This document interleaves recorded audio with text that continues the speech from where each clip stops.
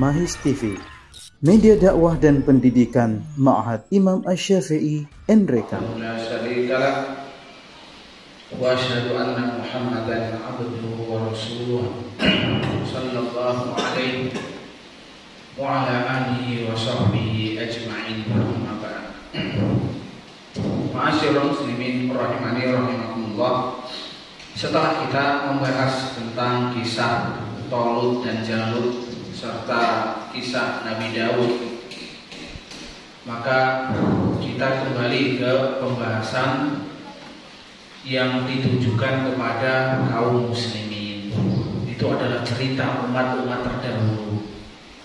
Sekarang ayat berikutnya, pada ayat yang ke-254, khitabnya kepada kaum mukminin yang menjadi umat Rasulullah sallallahu alaihi wasallam. Maka Allah berkata, ya ayyuhalladzina amanu anfiqu mimma razaqnakum. Wahai orang-orang yang beriman, nafkahkanlah sebagian apa yang kami rezekikan kepadamu. Mimma di sini menunjukkan taklil, yaitu sebagian, bukan semuanya. Bahkan dalam masalah wasiat itu dibatasi hanya sepertiga. Maka ini perlu dipertimbangkan bagi orang yang bersedekah, agar tidak berlebihan dan juga tidak terlalu pelit. Ya, maka disebutkan salah satu sifat ibadur rahman, wa kana baina dzalika sabila. Maka ibadur rahman, kalau mereka bersedekah tidak terlalu pelit juga tidak terlalu boros, akan tetapi pertengahan di antara itu. Maksudnya pertengahan yang mungkin disesuaikan dengan kebutuhan. Nah, min qabli ayyatiya yaumul la bai'un fihi wala khullat wala syafa'ah, sebelum datang hari kiamat. Min qabli ayyatiya yaum, sebelum datang hari kiamat. Yang mana hari kiamat ini sudah tidak ada lagi apa? Tidak ada lagi tebusan-tebusan dengan harta. La baik. Di sana tidak lagi seseorang bisa menebus, membeli, menjual dengan hartanya. Di sana waktunya adalah hisab. Wala khullah, dan di sana sudah tidak ada keterkaitan antara satu keluarga. Wala syafa'ah, dan tidak ada syafaat. Wal kafiruna humuz zalimun, dan orang-orang kafir merekalah orang yang zalim. Maka Ibnu Katsir rahimahullah beliau berkata, ya'muru ta'ala ibadah. Allah Subhanahu wa taala memerintahkan hamba-hambanya bil infaq, agar mereka menafkahkan hartanya.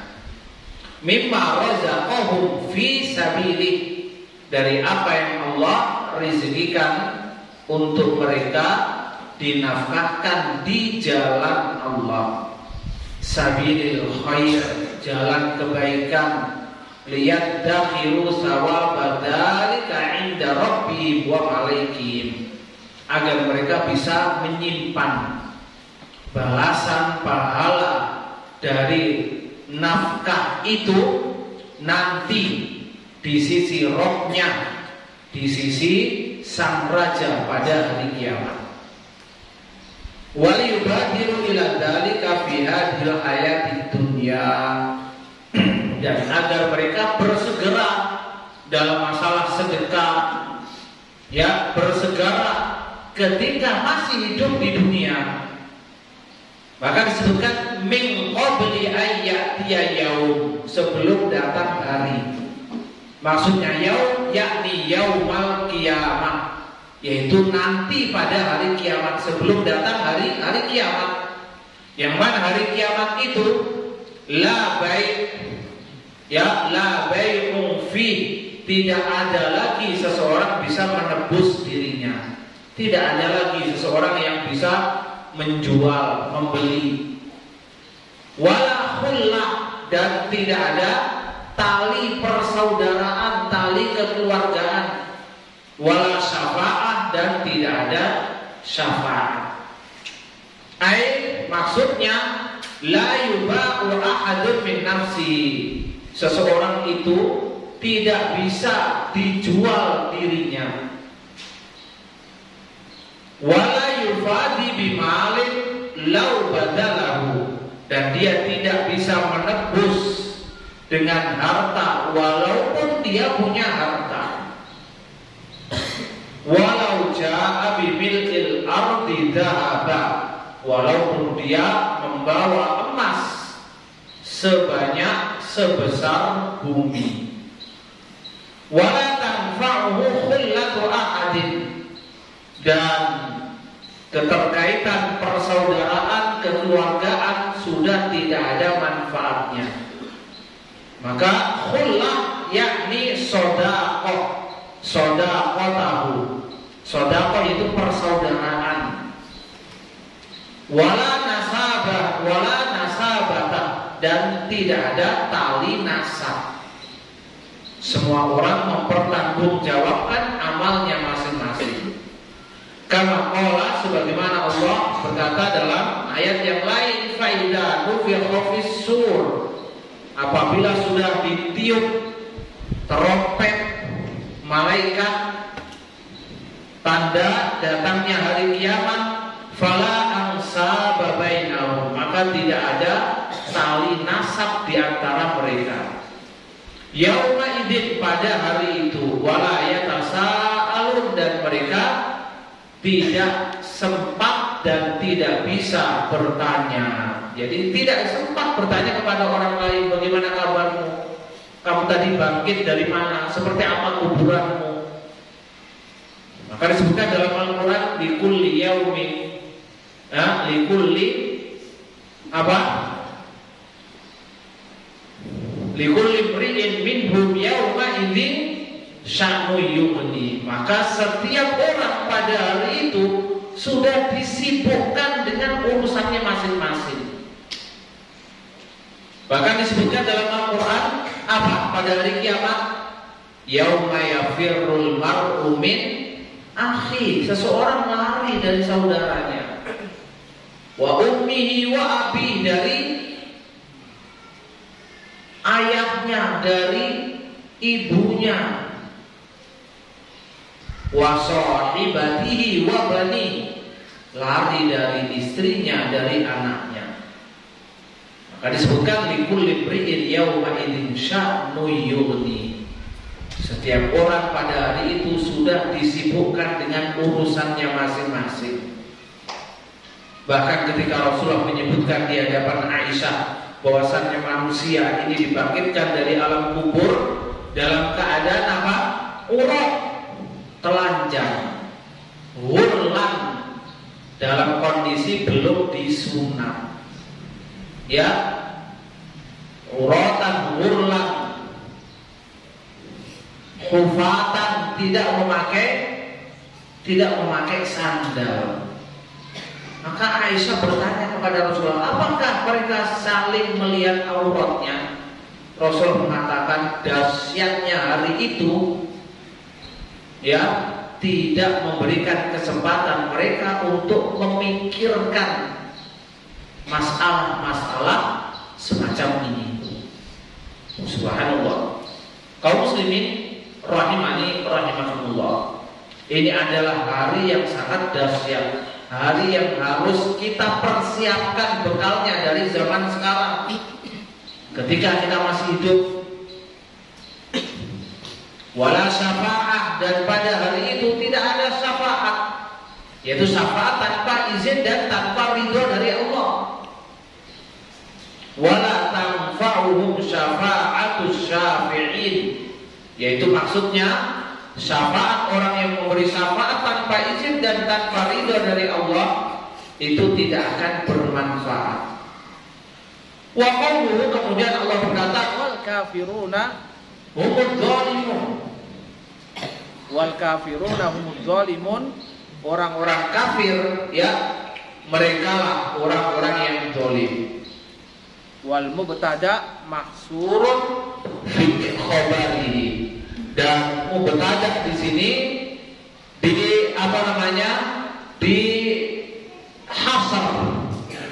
Dihasar itu artinya dibatasi dengan sifat khusus. Mubtada'nya mana? Mana mubtada'nya? Nah, yang kelas 4, kelas 5, mana mubtada'nya ini? Hah? Angkat tangan ini yang kelas 4, kelas 5 ini. Mana mubtada'nya? Sudah kita bahas ini, mubtada' selesai.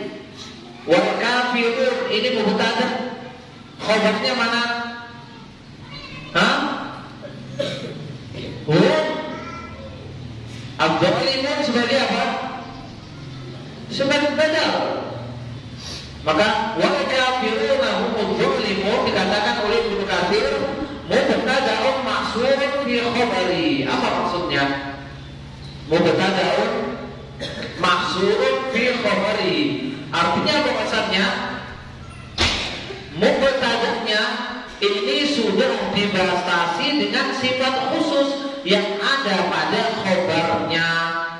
Maka dengan demikian kita katakan setiap orang kafir itu pasti punya sifat zalim. Maka dikatakan ay wala zalim adlam mimman wa'afallah yauma idzin kafiran.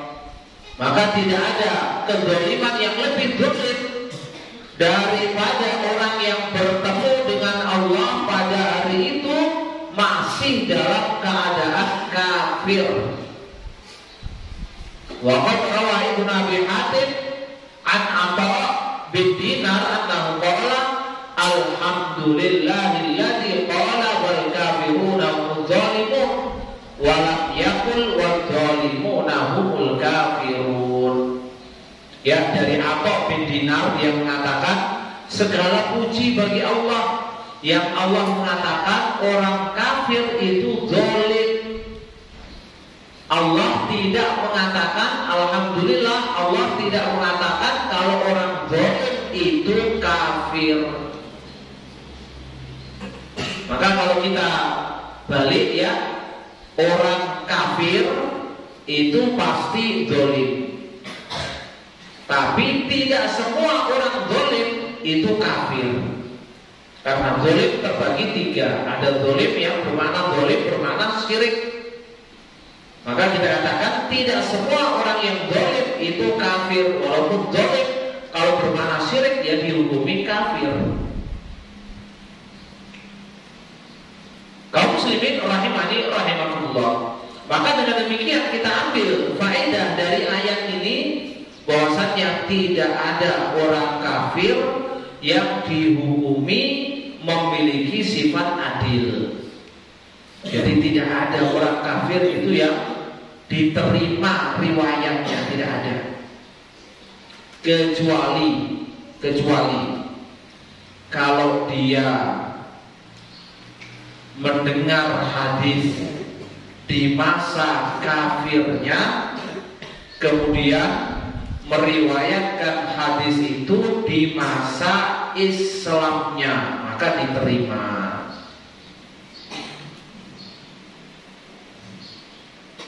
Maka Allah menyebutkan, maka contohnya adalah dalam kisah Abu Sufyan yang dipanggil oleh Herakles yang bertanya tentang sifat-sifat Rasulullah SAW. Kemudian dijawab oleh Abu Sufyan dan diberitahukan oleh Herakles bahwasannya semua pertanyaanku yang kau jawab itu adalah tanda apa? Intinya itu adalah tanda Nabi di akhir zaman. Abu Sufyan waktu itu masih kafir. Kemudian ketika masuk Islam dia riwayatkan cerita ini dan disebutkan dalam Sahih Bukhari. Itu baru diterima. Maka kalau seseorang mengatakan bahwasannya pemimpin fulan yang kafir itu lebih baik daripada pemimpin muslim, ini adalah perkataan yang nyata-nyata bertentangan dengan Al-Quran. Ya, maka wajib bagi kaum muslimin untuk memilih pemimpin muslim apabila lawannya itu adalah orang kafir. Karena orang kafir itu tidak punya barometer untuk mengukur dirinya. Bisa di atas jalan keadilan. Orang kafir itu adalah orang yang memperturutkan hawa nafsunya. Apa yang dia sukai dia lakukan, apa yang tidak suka dia tinggalkan. Tidak ada barometernya. Sedangkan orang mukmin untuk dikatakan sebagai orang yang adil, diterima beritanya, ilmunya, ini juga harus memenuhi beberapa syarat. Ini saja orang mukmin, tidak semuanya dihukumi adil. Sebaliknya, kalau orang kafir langsung dihukumi sebagai orang yang zalim. Kemudian kita menafsirkan ayat berikutnya, yaitu ayat kursi. Allah Subhanahu wa taala berkata, Allahu la ilaha illa huwal hayyul qayyum. Allah, dialah yang tidak ada ilah yang berhak disembah kecuali Dia, yang maha hidup, yang maha berdiri sendiri. La ta'khudhuhu sinatun wa la naum, yang tidak pernah merasakan ngantuk dan tidak pula tidur. Lahu ma fis samawati wa ma fil ardh. Milik Allah apa yang ada di langit dan apa yang ada di bumi. Apa yang ada di bumi 7 lapis bumi. Apa yang ada di langit 7 lapis langit. Anda bisa membayangkan seperti apa kemahakuasaan Allah Subhanahu wa taala, kekayaan Allah, kepemilikan Allah. Man dzalladzi yashfa'u 'indahu illa bi'idznih. Siapa yang bisa memberikan syafaat di sisi Allah kecuali hanya dengan izinnya. Jadi ma di sini kita artikan nafi. Jadi ada huruf nafi yang terhapus. Maka diartikan tidak ada yang memberi syafaat di sisi Allah kecuali dengan izinnya. Ya'lamu ma baina aydihim wa ma khalfahum. Allah itu maha mengetahui apa yang ada di depan dan di belakang mereka. Wala yuhituna bi syai'in min ilmi. Dan mereka manusia, ya. Jadi wala yuhituna kembalinya kepada siapa? Ya selain Allah. Maksudnya manusia, hamba-hambanya. Mereka tidak bisa meliputi sedikit pun dari ilmu Allah illa bimasa, kecuali dengan apa yang Allah kehendaki, yang Allah ajarkan kepada manusia. Wasi'a kursiyyuhus samawati wal ardh. Yang mana kursi Allah itu seluas langit dan bumi. Ini adalah makhluk Allah yang terbesar setelah arsy. Maka makhluk Allah yang paling besar apa? Arsy. Kemudian setelahnya kursi. Wala ya'uduhu hifdhuhuma. Dan Allah tidak merasa berat, tidak merasa kesulitan, tidak merasakan capek dalam mengatur dan menjaga alam semesta ini. Apa yang kita lihat dengan mata kepala kita itu hanya sebagian kecil dari alam semesta yang Allah ciptakan. Ketika Allah menyebutkan mereka tidak mengetahui sedikit pun dari ilmu Allah, tidak meliputi sedikit pun dari ilmu Allah, demikian juga dari perkara nyata yang bisa kita lihat. Itu hanya sekian dari seluruh ciptaan Allah Subhanahu wa taala yang tidak bisa kita lihat. Wa huwal aliyyul azim, dan dialah Allah maha tinggi lagi maha agung. Maka Ibnu Katsir rahimahullah beliau berkata, hadhihi ayatul kursi. Inilah yang disebut dengan ayat kursi. dalam Al-Quran itu ada beberapa penamaan. Yang paling masyhur penamaan itu berkaitan dengan surat. Ya, surat Al-Baqarah, surat Ali Imran, An-Nisa. Akan tetapi untuk ayat tertentu diberi nama dengan nama tersendiri itu sangat jarang. Di antaranya ini ayat kursi, padahal ada dalam surat Al-Baqarah disebut dengan ayat kursi. Kenapa diberi nama tersendiri? Karena memiliki keutamaan yang sangat besar dibandingkan dengan ayat-ayat yang lain. Maka diberi nama tersendiri agar ketika disebut ayat kursi ini yang kamu baca, orang sudah paham, oh ini ayatnya. Karena memiliki apa? Fadilah, keutamaan. Demikian juga beberapa ayat disebut seperti ayat hukum asyrah. Ya, ayat hukum asyrah. Ayat yang mengandung 10 hak Allah Subhanahu wa ta'ala yang wajib ditunaikan oleh seorang hamba. Seperti dalam surat Al-Isra. Dan beberapa ayat yang mungkin punya ciri khusus kemudian diberi nama dengan ayat tersendiri. Maka dengan demikian penamaan surat, penamaan ayat itu harus berdasarkan apa? Berdasarkan dalil. Anda tidak boleh memberikan nama ayat ataupun surat dengan keinginan Anda sendiri. Surat Al-Baqarah, dalam surat Al-Baqarah itu ada nama kalimat Al-Baqarah, maka disebut surat Al-Baqarah. Boleh enggak saya ganti dengan surat kursi karena ada satu ayat yang menyebut kursi? Boleh apa tidak? Tidak boleh.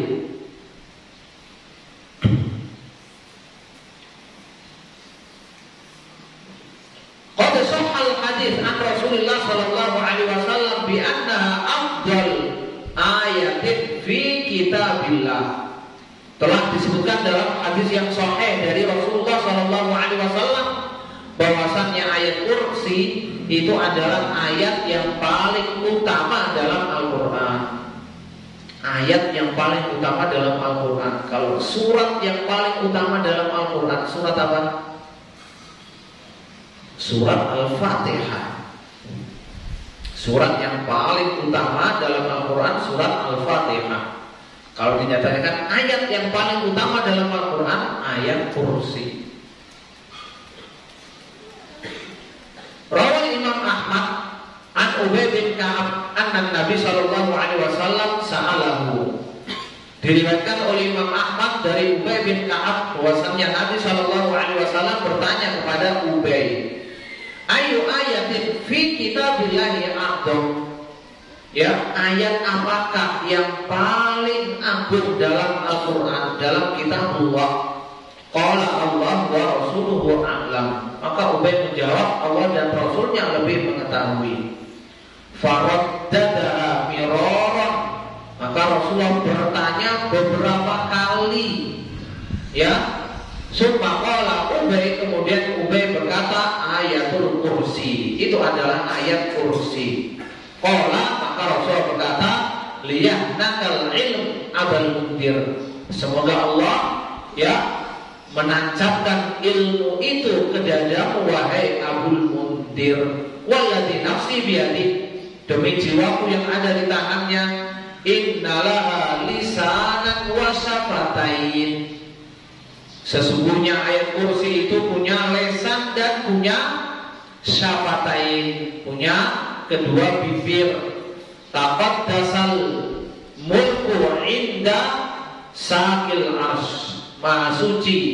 Taqaddasal malam inda sakil arsy, maha suci malaikat yang ada di tiang-tiang arsy. Kaum muslimin rahimani rahimakumullah. Nah, di sini ada satu masalah ya, yang mungkin pembahasan lebih terperinci dibahas dalam pembahasan akidah. Ketika hadis di atas disebutkan bahwasannya ayat kursi itu punya apa? Punya lisan, punya kedua bibir. Apakah dengan demikian berarti kita mengatakan ini adalah makhluk? Ayat kursi itu bukan kalamullah, tapi itu adalah makhluk karena digambarkan dengan makhluk. Maka jawabannya tidak. Itu tetap kalamullah. Dan mungkin akan kita bahas dalam pembahasan tersendiri hal-hal semacam ini. Baik. Rawahu Muslim wa qad rawahu Muslim wa laisa indahu ziyadah walladzi nafsi biyadihi ila akhirih. Hadis di atas ini juga diriwayatkan oleh Imam Muslim tanpa tambahan demi jiwaku yang ada di tangannya sampai akhir hadis. Wa Abu Ya'la an Ubay bin Ka'ab annahu kana lahu jarid fihi tamrun. Diriwayatkan oleh Abu Ya'la dari Ubay bin Ka'ab bahwasannya Ubay itu memiliki apa? Tempat penyimpanan kurma yang di dalamnya itu ada kurma. Qala fakana yata'ahadu. Dia berkata, Ubay itu selalu apa? Selalu menjaga kurma itu, selalu melihat kurma yang dia simpan dalam jari. Fawajadahu yanqus. Suatu ketika dia lihat kok ternyata berkurang. Merasa tidak diambil kok berkurang. Berkurang di sini turun atau berkurang bilangannya, Allahu a'lam bishawab. Yang penting dia memastikan ini berkurang. Qala fa'arasahu dzata lailah. Suatu malam kurma ini dia jaga. Fa'idha huwa bidabatin syabihil gulam al-muhtalim. Ternyata malam itu dia menemukan makhluk menyerupai anak kecil yang baru balik. Qala fasallamtu alaihi faradda salam. Maka saya mengucapkan salam dan dia menjawab salam. Qala qultu ma anta. Maka saya bertanya, Ubay bin Ka'ab bertanya, apa kamu ini? Tidak memakai man. Ya, tidak memakai man. Memakai ma. Menunjukkan apa? Menunjukkan sesuatu yang dianggap bukan manusia. Kamu ini apa? Ya, jinni am insi. Kamu ini jin atau manusia? Qala jinniyun. Ini yang ditanya mengatakan saya ini adalah jin. Untuk ya nawilni yada. Coba kalau kita lihat seperti ini, lari apa tidak? Ini Ubay tidak lari. Dia malah berkata, berikan tanganmu. Ya, berikan tanganmu. Qala fanawalani, maka dia memberikan tangannya. Faida yadu kalbin. Ternyata tangannya itu tangan anjing. Ketika Allah Subhanahu wa taala menyebutkan dalam Al-Qur'an walaqad khalaqnal insana fi apa? Ahsani taqwim. Dan manusia itu kami ciptakan dengan bentuk yang paling sempurna.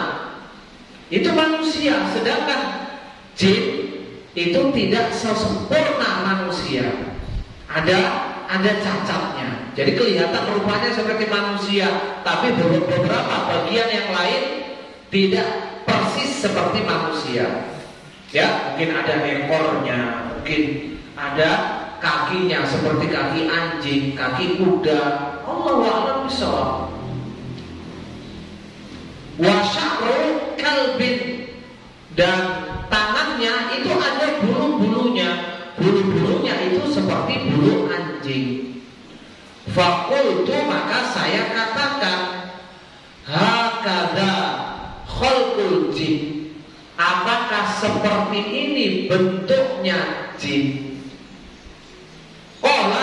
Orang itu menjawab, laqad alimtal jinna ma fihim asyaddu minni. Ya, sungguh engkau akan mengetahui jin, di antara mereka ada yang lebih mengerikan daripada saya.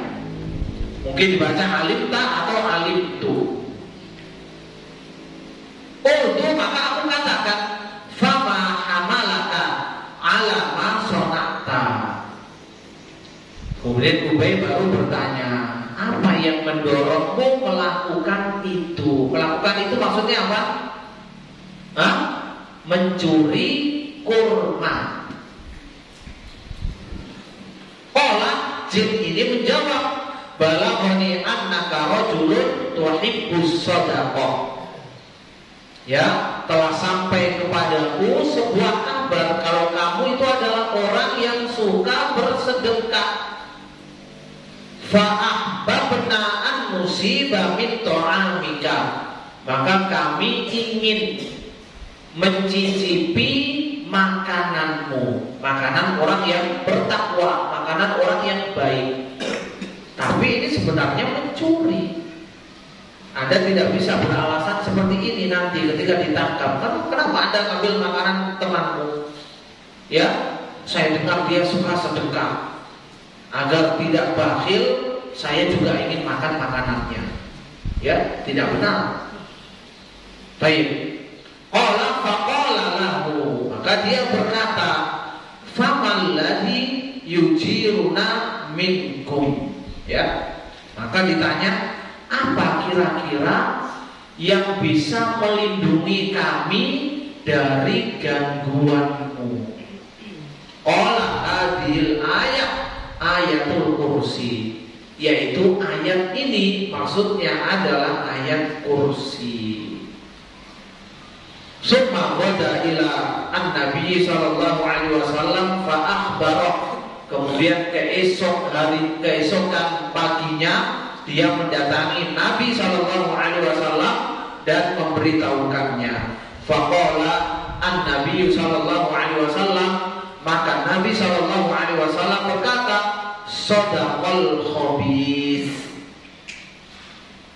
Ya, makhluk yang jelek itu jujur, perkataannya benar.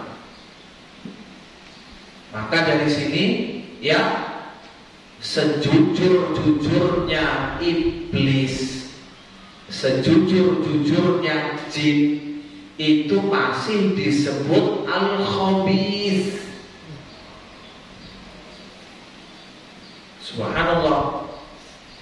Dalam riwayat yang lain, kisah Abu Hurairah yang disuruh menjaga apa? Harta sedekah, harta zakat, dicuri juga oleh syaitan.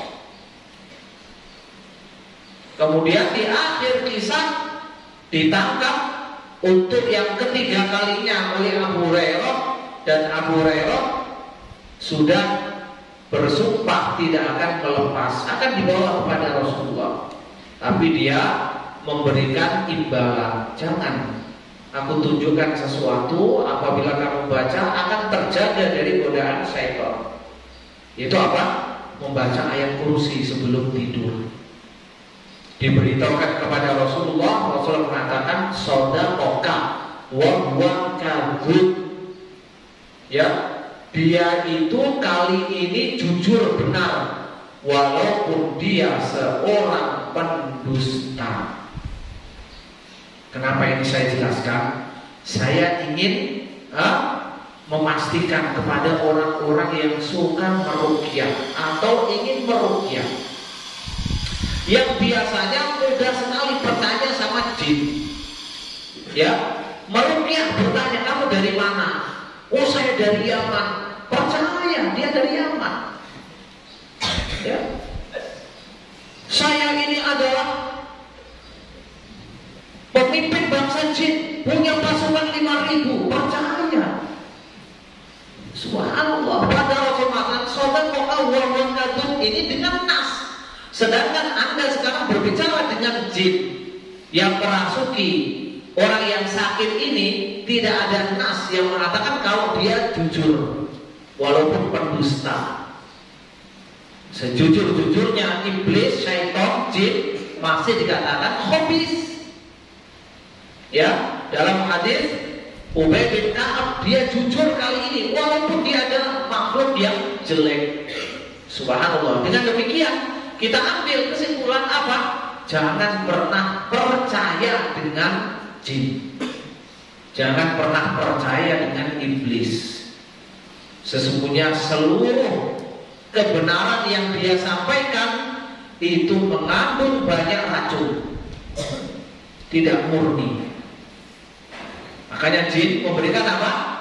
Memberikan was-was, memberikan tipuan, bisikan-bisikan, seakan-akan itu adalah nasihat, padahal itu adalah satu langkah demi langkah yang ingin menjerumuskan Anda pada apa? Pada kemaksiatan.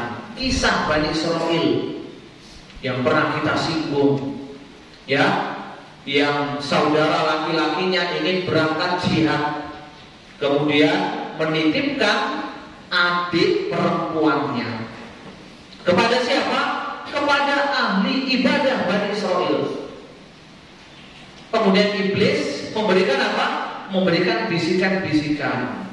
Kalau engkau memberikan makanan itu sendiri, kamu datang sendiri ke sana, kamu letakkan di depan pintunya, maka itu lebih besar pahalanya.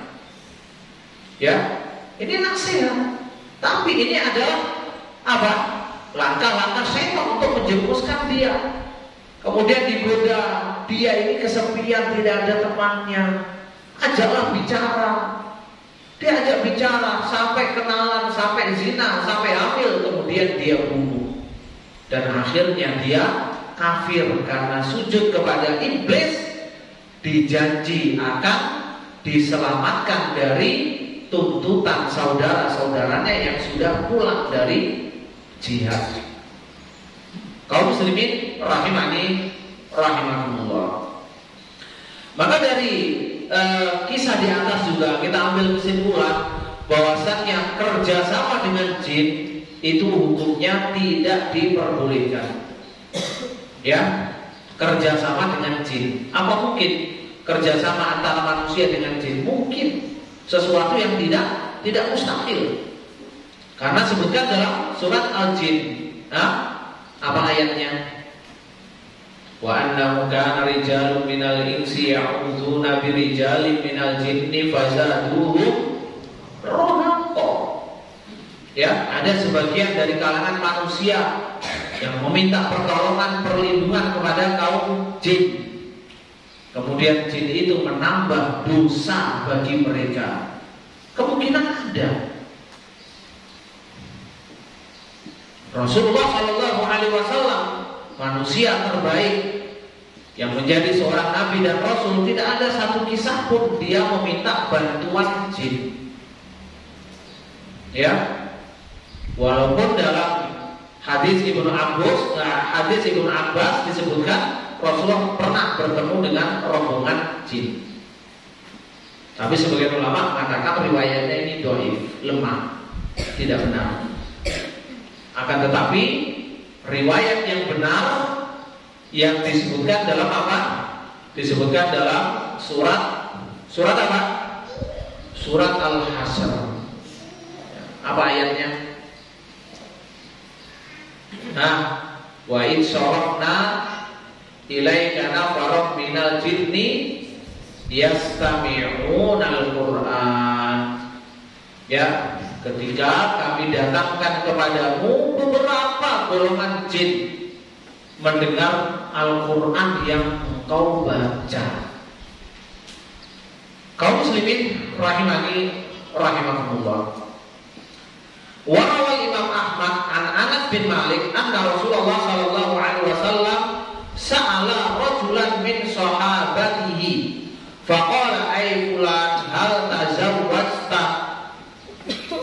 dari Anas bin Malik, sesungguhnya Rasulullah SAW bertanya kepada seseorang di antara sahabatnya, wahai fulan, apakah kau sudah menikah? Qala la.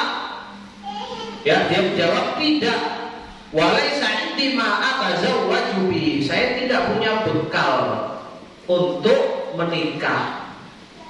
Qala awalaisa ma'aka qul huwallahu ahad. Bukankah engkau hafal qul huwallahu ahad? Qala bala, tentu. Iya, saya hafal. Qala rubu'ul Quran, itu sudah seperempat Al-Quran. Alaisa ma'aka qul ya ayyuhal kafirun. Bukankah engkau menghafal surat Al-Kafirun? Qala bala, iya. Qala rubu'ul Quran, itu sudah seperempat Al-Quran. Alaisa ma'aka idza zulzilatil ardu zilzalaha. Dia menjawab, bala, iya, tentu. Qala rubu'ul Quran, itu sudah seperempat Al-Quran. Alaisa ma'aka idza jaa nasrullahi wal fath. Bukankah kau menghafal surat Al-Fatah? Qala bala, iya. Qala rubu'ul Quran, itu seperempat Al-Quran. Alaisa ma'aka ayatul kursi. Bukankah kau hafal ayat kursi? Ya, Allahu la ilaha illa huwal hayyul qayyum. Qala bala, dia menjawab iya. Qala rubu'ul Quran, itu adalah seperempat Al-Quran. Kaum muslimin rahimani rahimakumullah. Hadis di atas disebutkan dalam apa? Dalam riwayat Imam Ahmad pada kitabnya Al-Musnad.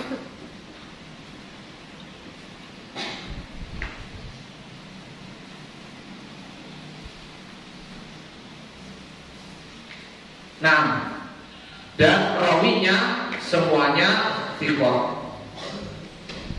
Ini menunjukkan bahwasannya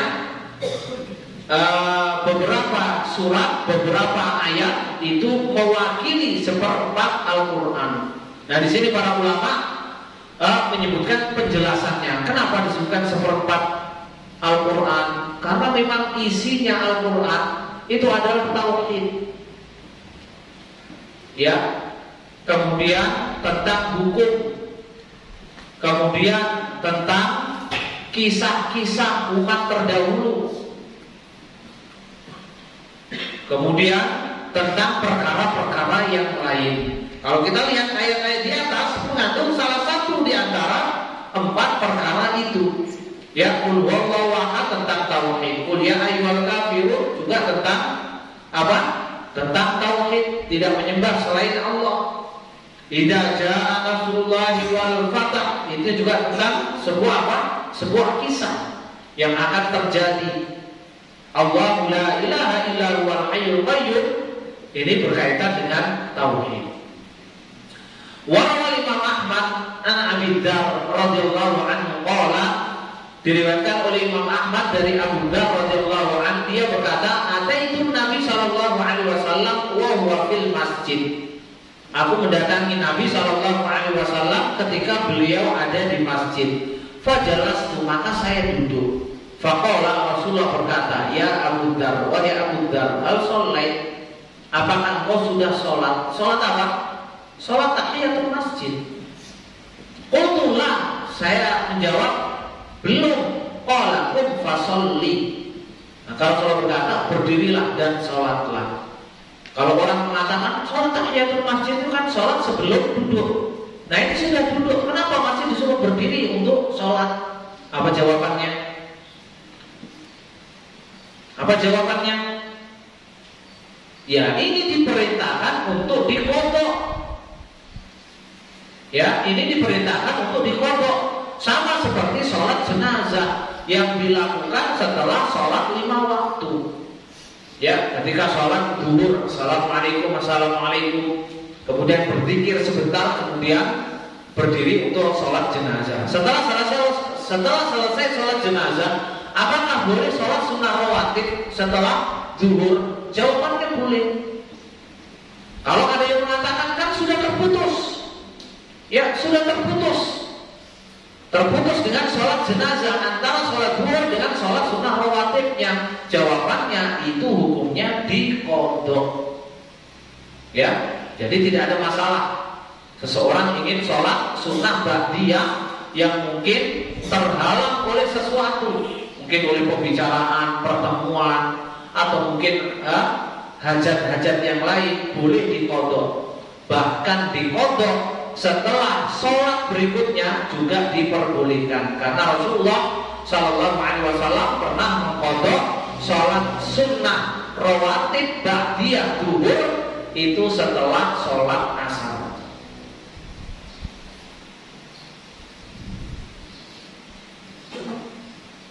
Qala faqumtu fasallaitu, ya. Maka Abu Dzar mengatakan, aku berdiri dan aku sholat. Summa jalastu, kemudian aku duduk. Faqala, Rasulullah berkata, ya Abu Dzar, ta'awwad billah min syarri syayatinil insi wal jinni. Wahai Abu Dzar, berlindunglah kepada Allah dari kejelekan syaitan manusia dan syaitan jin. Syaitan manusia ya syaitan yang suka mengganggu Anda, manusia-manusia yang suka mengganggu Anda. Seharusnya tidur malah dia bikin onar. Ya, suka membuli. Tidak boleh ya, membuli teman tidak boleh. Di asrama itu harus ditegakkan sifat-sifat ukhuwah, persaudaraan, al-ithar, mendahulukan orang lain, ta'awun, tolong-menolong dalam al-birri wa taqwa. Itu semua adalah nilai-nilai pendidikan Islam yang harus apa? Harus dijaga. Jangan hanya belajar di kelas membaca, kemudian prakteknya tidak ada. Bahkan Anda ketika ke asrama itulah waktunya praktek dari apa yang sudah Anda pelajari. Qala qultu ya Rasulullah awlil insi syayatin. Maka aku bertanya, wahai Rasulullah, apakah di antara manusia itu ada syaitonnya? Qala na'am. Rasulullah mengatakan iya. Qultu ya Rasulullah as-salat. Qala khairun mawdu'un man sya'a aqalla wa man sya'a aktsara. Kemudian aku bertanya, wahai Rasulullah, bagaimana dengan sholat? Rasul mengatakan sholat itu adalah kebaikan yang diletakkan. Barang siapa yang ingin mempersedikit sholatnya, silakan. Jadi barang siapa yang sholat dengan rakaat sedikit, silakan. Barang siapa yang sholat dengan rakaat yang banyak, silakan. Ini masuk dalam apa? Sholat sunnah. Qala qultu, kemudian saya berkata, ya Rasulullah, fasawm, bagaimana dengan puasa? Qala fardun mujziyun, itu adalah kewajiban yang mencukupi. Wa indallahi mazid, dan masih ada tambahan di sisi Allah. Qultu ya Rasulullah fas-shadaqah. Kemudian aku bertanya, wahai Rasulullah, bagaimana dengan sedekah? Qala at'am mudha'afah, pahalanya dilipat gandakan. Qultu ya Rasulullah fa ayyuha afdal, wahai Rasulullah, mana yang paling afdal? Qala judud min mukil. Maka Rasulullah mengatakan sedekah yang paling afdal ketika seseorang memiliki harta yang sedikit dan sangat membutuhkan harta itu. Au sirrun ila fakir, atau dia bersedekah sembunyi-sembunyi kepada fakir miskin. Qultu ya Rasulullah ayyul anbiya kana awwal, wahai Rasulullah, siapakah nabi yang pertama kali? Qala Adam. Rasulullah mengatakan Nabi Adam. Qultu ya Rasulullah wa nabiyyun kana? Ya, qala na'am nabiyyun mukallam. Wahai Rasulullah, apakah itu nabi? Ya, Rasulullah mengatakan iya, itu adalah nabi yang diajak bicara langsung oleh Allah. Qultu ya Rasulullah kamil mursalun, wahai Rasulullah, berapa jumlahnya para rasul? Qala 300 wa bid'ata asyar, 313. Ya, jam'an ghafiran, jumlah yang jam'an ghafiran, jumlah yang banyak sekali. Wa qala marrah wa khamsata asyar, kadang-kadang Rasulullah menyebutkan 315 orang. Qultu ya Rasulullah ay ma unzila alaika aqdam.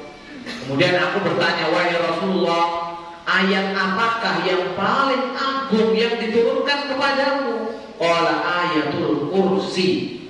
Maka Rasulullah menjawab ayat kursi, Allahu la ilaha illa huwal hayyul qayyum. Ini hadis riwayat An-Nasa'i. Nah, kemudian dalam catatan kaki disebutkan ini juga riwayat Imam Ahmad.